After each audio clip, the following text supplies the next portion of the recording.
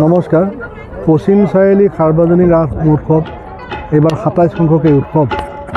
মই কেইবাবছৰ আগৰে পৰা এইখন আমাৰ গাঁৱৰে ৰাস মই বিষ্ণুৰ ভাও লৈ আহিছোঁ। এইবাৰ ৰাইজে মোক অনুৰোধ কৰিলে, সেইবাবে অনন্ত শয্যাৰ দি মই বিষ্ণুৰ ভাও আৰু মোৰ শ্ৰীমতী লক্ষীৰ ভাও আৰু মোৰ ল'ৰাই শিৱৰ ভাও লৈছে।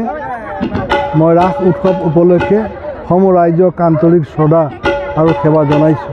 আশা ৰাখিছোঁ এই ৰাস উৎসৱৰ জৰিয়তে আমাৰ এই অঞ্চলৰ যুৱক যুৱতীসকলে কৃষ্ণ সংস্কৃতিৰ প্ৰতি আকৃষ্ট হ'ব। ধন্যবাদ। দেখা গৈছে বহু আচলতে ব্যস্ততাৰ মাজত আপোনালোকে জানে যে বিশ্বনাথত 26খন ৰাস আছে, প্ৰতিদিনাখনেই ৰাস আছে। আজিও গৰাকী গাঁৱত ৰাস আছে, আমাৰ কোচগাঁৱত ৰাস আছে, খৰাশিমলুত আছে। মই খৰাশিমলুৰ ৰাস যোৱাকালি গ'লোঁ, দিনৰ ভাগত গৰাকী ৰাসলৈ গ'লোঁ। ৰাতি যিহেতু মোৰ নিজৰে ভাৱ আছে, গতিকে মই নিজৰ গাঁৱৰ ৰাসত আহিলোঁ। গতিকে 26খন ৰাসত যাব লাগিব। আজিৰ তাৰিখলৈকে 7খন ৰাসত যোৱা ইতিমধ্যে সম্পূৰ্ণ হৈছে। ধন্যবাদ।